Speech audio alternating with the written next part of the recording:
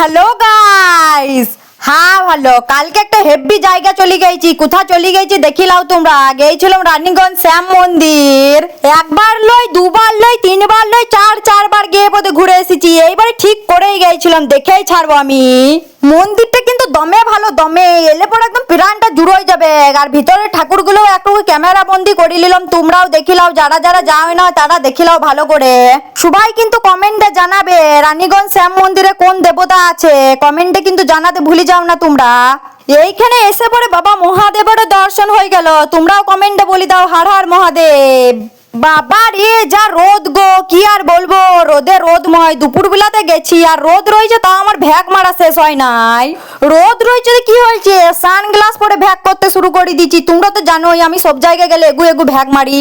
বাবা গো কি গরম, কি গরম, পাগুলো পুড়ি যাচ্ছে। উপরটাতে ছিলাম গরম লাগে না, যেই সিঁড়ি থেকে নামতে শুরু করেছি পাগুলো পুড়ি যাচ্ছে, ভস্ম হয়ে যাচ্ছে পাগুলো। তাড়াতাড়ি চটিগুলো পরি বাবা, হয়তো পাগুলো পুড়ে ছাই হয়ে যাবে। অনেক ভ্যাক বুক হয়েছে এবারে বাবা, তাড়াতাড়ি করে ঘর যায়। আর যা গরম গো, গরমে নাজেহাল হয়ে যাচ্ছি আমি। এইটা কিন্তু আমার পার্সোনাল জেট প্লেন বটে। পার্সোনাল জেট প্লেনটা করে চেপে পড়ে চলে যাচ্ছি বাস স্ট্যান্ডকে। তো গাইস আজকের মতো টাটা বাই বাই, আবার যেন দেখা হয়।